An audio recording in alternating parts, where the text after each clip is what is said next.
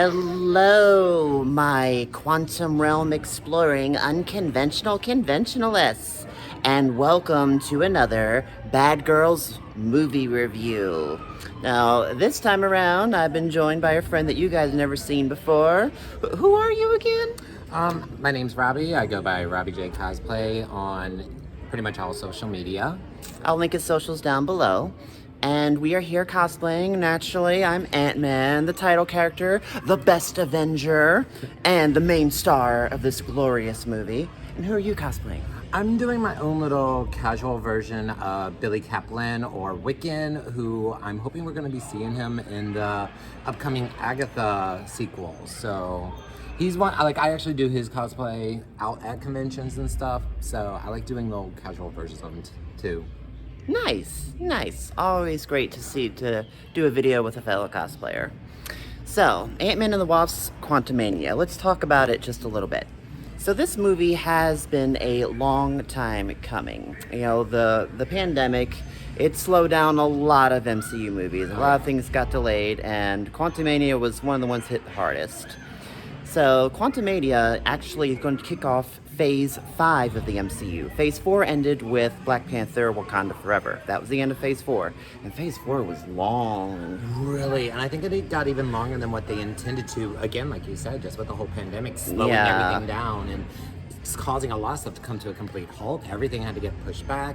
And then unfortunately, even with the passing of Chadwick, having to completely change their original concepts and reshooting and things like that, it just caused everything domino effect. We got Kang the Conqueror here. He's playing a major role. I'm really surprised they even went for Kang, even in the Loki series, because he's such a big character in the Marvel comics. And supposedly, the Loki Kang, that was the nice one.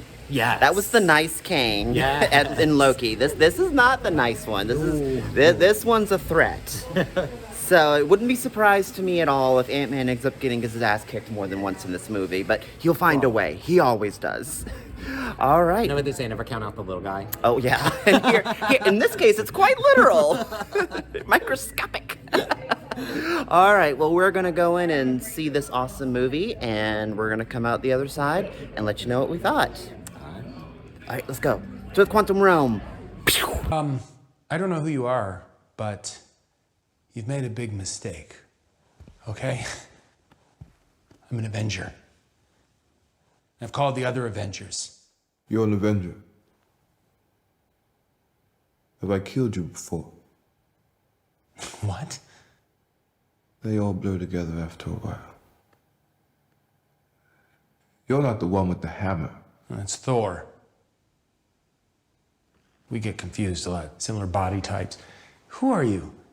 Okay, so we just finished watching the movie, and wow, that was very different from the previous two Ant-Man movies, very different. Yeah.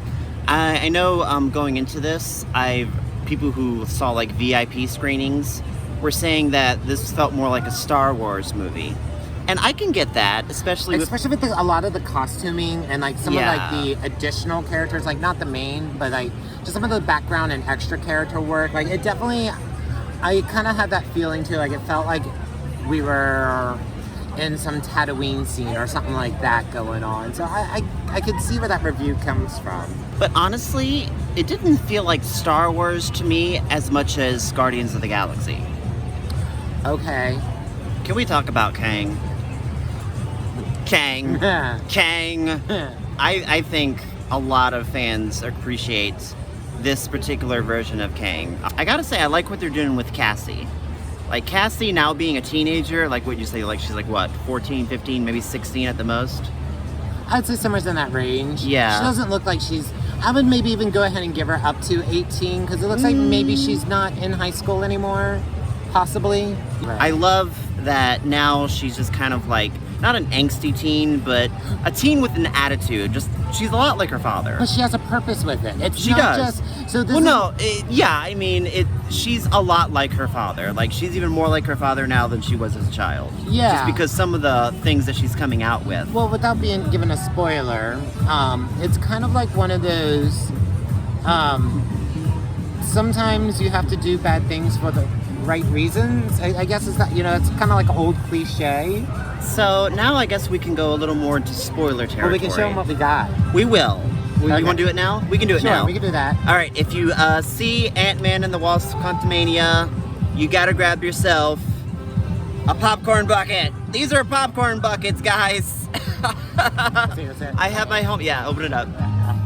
Yo, you can put anything you want in there. And then you also... It lights up. Can you see it? There you go. Look at that. Look at that. So It'd probably look better if we weren't outside. I did get to bring my helmet along after all. How about that? So wait, does that make you like one of my alternate possibility selves since you also have a helmet? Possibly. Probability. This would be a good time to give a spoiler warning. Spoiler warning. Okay, so from this point on, we're gonna be talking spoilers. So if you want to skip ahead to the rating, go to this timestamp right here, right there on Ant-Man's crotch. There it is. So, the Kang in this movie was just one of so many. Like, I mean, we knew that. That was established at the end of Loki. But now we're really starting to, with the case of this one, the Exile Kang, we're starting to really see how destructive the Kangs can really be and how big of a threat that they really are. Well, one thing that I kind of picked up on and noticed was like, Thank you.